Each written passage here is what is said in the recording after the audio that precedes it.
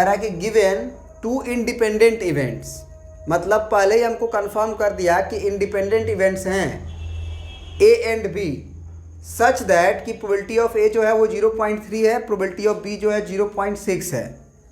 तो ज़रा बताओ कि ए और बी इंडिपेंडेंट हैं और दोनों की प्रोबेबिलिटी दिया हुआ है, और पहला चीज़ हमसे पूछ रहा है इसका कि probability of A and B क्या होगा। तो एंड का बी का मतलब क्या होता है, इंटरसेक्शन ही ना। तो probability of A intersection B इसका मतलब हुआ, तो ये हो जाएगा probability of A into probability of B. इसमें तो कोई दिक्कत नहीं है, आराम से हम लोग निकाल सकते हैं। तो ये 0.3 हुआ और इंटू 0.6 हुआ, तो 6 तिया 18 हुआ, तो 0.18 लिखेंगे, 2 अंक के बाद दशमलव लगेगा। सही है। इस चीज़ की प्रोबेबिलिटी जो दूसरा पार्ट पूछ रहा है हमसे, वो पूछ रहा है प्रोबेबिलिटी ऑफ ए एंड का मतलब इंटरसेक्शन और बी का कंप्लीमेंट। अब खुद से सोचो, याद रखना ए और बी इंडिपेंडेंट हैं, तो नॉट ए नॉट बी भी इंडिपेंडेंट होगा, ए एंड नॉट बी भी इंडिपेंडेंट होगा। क्यों? क्योंकि हम इंडिपेंडेंस की कहानी तुमको क्या बताए थे कि यहाँ पे अगर कोई मान लो गाना चल रहा है, इस बात की प्रोबेबिलिटी अगर तुम्हारा हाफ है, और वहाँ पे कैटरीना डांस कर रही है, उसकी प्रोबेबिलिटी 1/6 है, इसका हाफ है और उसका 1/6 है, मतलब डांस करने का प्रोबेबिलिटी उधर कैटरीना का और इधर गाना चलने का। तो दोनों हो एक साथ, इस बात की प्रोबेबिलिटी इंडिपेंडेंट होगा। क्यों? क्योंकि यहाँ ये भी हो सकता है और वहाँ वो भी हो सकता है, नहीं भी हो सकता है। ये भी हो सकता है कि यहाँ गाना चले वहाँ डांस ना हो, ये भी इंडिपेंडेंट है। एक दूसरे से क्या लेना देना है। या फिर आप ये भी कह सकते हो कि नॉट ए नॉट बी, दोनों का दोनों इंडिपेंडेंट है, गाना भी नहीं चले इस बात की प्रोबेबिलिटी और वहाँ डांस ना करे इस बात की प्रोबेबिलिटी। ये सारे इंडिपेंडेंसी की कहानी है। मतलब कभी भी अगर ये ए और बी अगर इंडिपेंडेंट हो जाएगा, तो उसके अंतर्गत जितने भी इवेंट्स हैं वो एक दूसरे के इंडिपेंडेंट ही रहेंगे। तो यहाँ पे A B and not B, ये भी इंडिपेंडेंट ही रहेगा। तो अगर इंडिपेंडेंट है तो डायरेक्ट जो है इंटरसेक्शन के लिए प्रोबेबिलिटीज़ की मल्टीप्लाई कर दिया जाता है। इसका मतलब ये हो जाएगा probability of A into probability of B complement, क्योंकि इंटरसेक्शन बी कंप्लीमेंट का है। तो ए का तो प्रोबेबिलिटी हमको डायरेक्ट दिया हुआ है कितना, 0.3, और बी कंप्लीमेंट की प्रोबेबिलिटी कैसे निकालना होगा, तो 1 - 0.6, तो 1 - 0.6 करेंगे तो 0.4 आएगा। तो ये 0.3 हो गया, ये हो गया 0.4, तो ये हो गया 4 तिया 12 यानी कि 0.12। इसकी भी प्रोबेबिलिटी निकल गया। अब हमसे पूछा है probability of A union B, तीसरा पार्ट। तो इसके लिए तो भैया हम डायरेक्ट जानते हैं कि probability of A plus probability of B और minus probability of A intersection B, और सब मालूम है हमको। प्रोबेबिलिटी ऑफ ए 0.3 है, प्रोबेबिलिटी ऑफ बी हमारा 0.6 है, और जो घटाने वाली कहानी probability of A and B की है वो है 0.18। तो ये हो गया 6 और 3 9, यानी कि 0.90 कर सकते हैं, और 0.18 घटाना है। तो 10 में से 8 गया 2, 8 में से 1 गया 7, तो ये आंसर हो गया 0.72। इस चीज़ की प्रोबेबिलिटी है ना, ए यूनियन बी की। अब आते हैं हम लोग last part, probability of neither A nor be, मतलब ए भी नहीं हो और बी भी नहीं हो, दोनों में से कोई नहीं होना चाहिए, इस बात की प्रोबेबिलिटी क्या होगी। तो इसके लिए हमको वेन डायग्राम का आवश्यकता पड़ेगा, है ना, या फिर बिना वेन डायग्राम का भी बना सकते हो, लेकिन हम तुमको दोनों तरीका से बता रहे हैं, दोनों का बता रहे हैं, दोनों तरीका से। पहले बिना वेन डायग्राम का देखो, नाइदर ए नॉर बी का मतलब क्या हुआ, ए भी नहीं होना चाहिए और बी भी नहीं होना चाहिए। चलो पहले वेन डायग्राम से करते हैं। ये हमारा ए है, ये हमारा बी है, रीजन डिफाइन कर लो, याद रखना कैसे करते हैं, 1 2 3 4। अब ना ही ए हो और ना ही बी हो, तो ना ही ए हो ना ही बी हो का मतलब क्या, ए और बी का कोई भी पार्ट नहीं होना चाहिए, इसका मतलब तो यही ना हुआ, ए और बी का कोई भी पार्ट नहीं होना चाहिए, मतलब न 2 हो, न 3 हो, न 4 हो, क्योंकि 2, 3, 4 में से अगर कोई भी हो गया तो ए और बी में से कोई ना कोई हो जाएगा। तो नाइदर ए नॉर बी का मतलब यही हुआ कि ए और बी में से कुछ ना हो, मतलब एक हो, है ना। नाइदर ए नॉर बी का मतलब यही हुआ कि एक हो। अब एक की प्रोबेबिलिटी कैसे लिखे हम इस रीजन की, तो अगर टोटल प्रोबेबिलिटी में से, मतलब 1 में से, टोटल प्रोबेबिलिटी 1 होती है, 1 में से अगर हम probability of A union B घटा दें, मतलब इसका मतलब क्या होता है कि कोई ना कोई एक हुआ होगा, या तो ए या तो बी या तो दोनों। तो 1 में से अगर ये ही घटा दे, 2, 3, 4 को घटा दे तो एक बचेगा ना। एक मतलब रीजन नंबर 1 की प्रोबेबिलिटी। तो भैया इसकी प्रोबेबिलिटी अभी अभी ए यूनियन बी का तो निकाले थे ना 0.72, अभी अभी आया था ना तीसरा part A union B.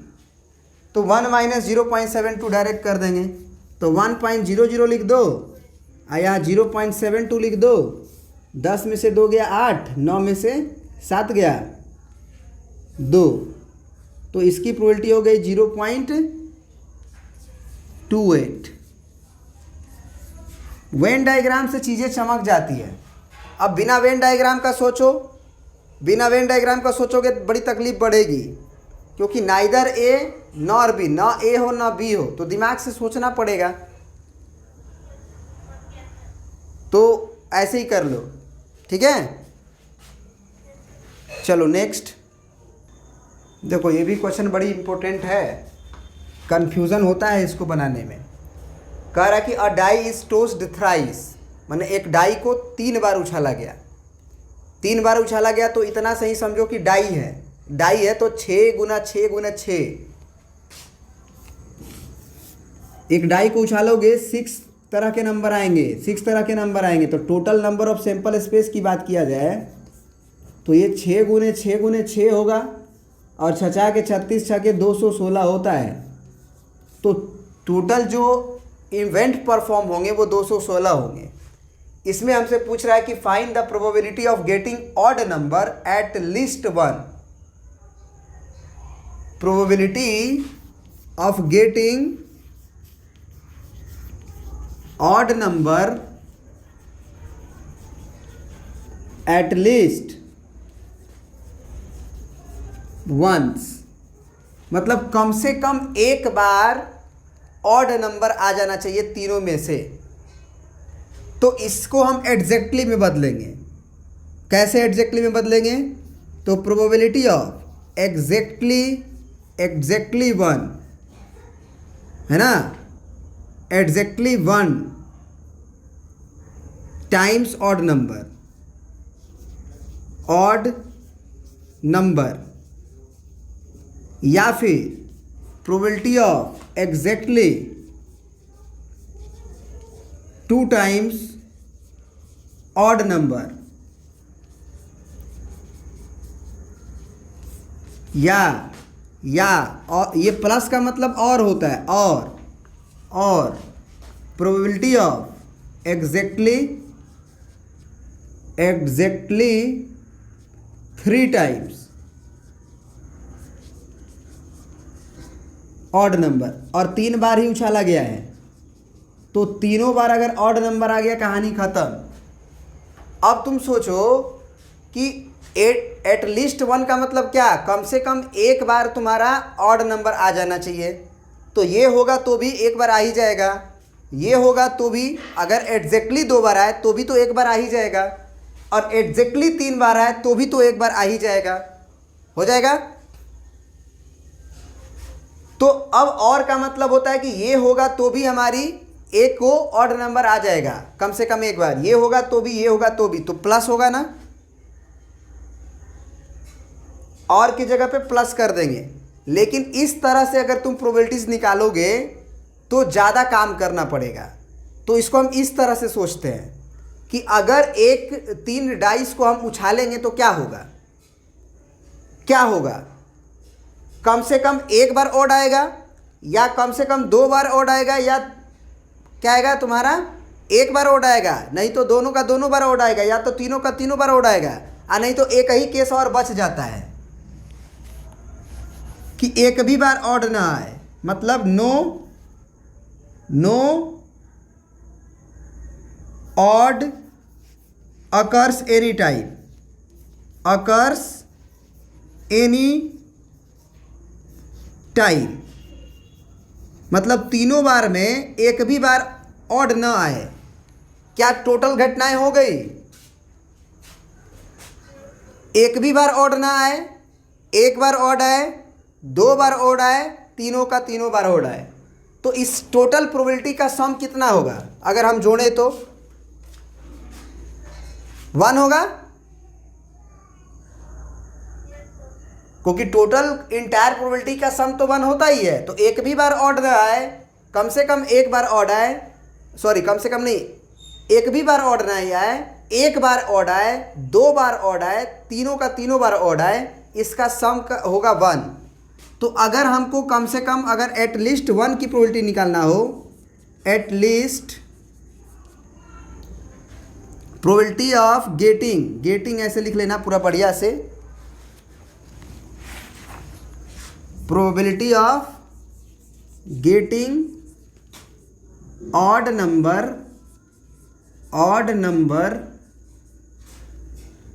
At least 1, इसको हम ये लिख सकते हैं 1 माइनस नो ऑड अकर एनी टाइम, नो ऑड अकर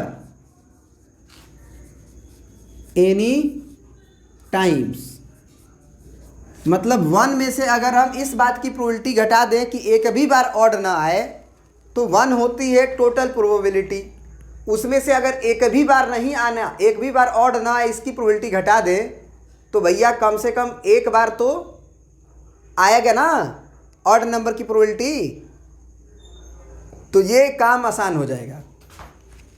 तो क्या करेंगे, 1 माइनस प्रोबेबिलिटी ऑफ पहली बार उछाले ऑड नहीं आए, दूसरी बार उछाले ऑड नहीं आए, एंड तीसरी बार उछाले ऑड नहीं आए, माने not odd and not odd and not odd.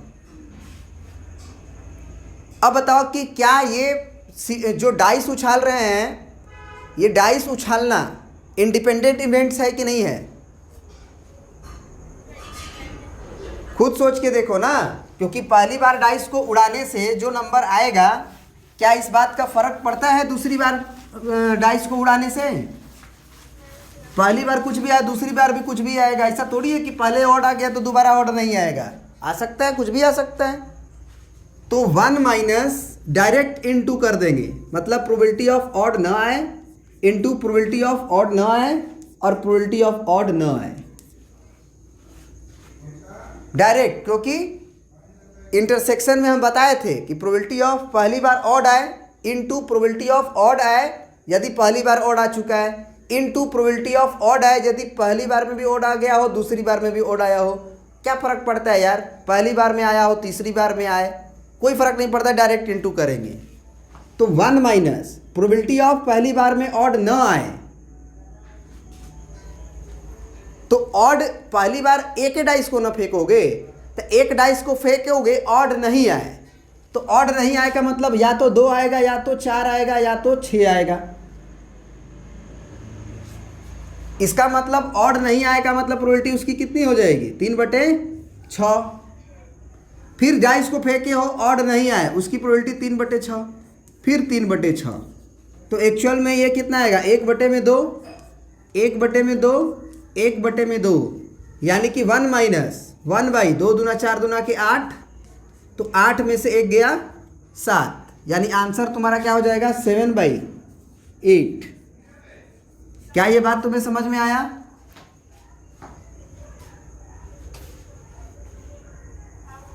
ऐसे निकालोगे तो भी आंसर आएगा। एग्जैक्टली 1 बार ऑड आए, तो अब सोचो कि कितना काम करना पड़ेगा। एग्जैक्टली 1 बार ऑड आए का मतलब ऐसे बनाना होगा कि पहला बार में ऑड आए, दूसरा तीसरा बार में ऑड नहीं आए, या दूसरा बार में ऑड आए, पहला तीसरा बार में ऑड नहीं आए, या पहला बार में ऑड आए, तीसरा बार में ऑड आए, पहला दूसरा बार में न आए, तब जाके एग्जैक्टली 1 टाइम्स ऑड आए, इस बात की पुष्टि होगी।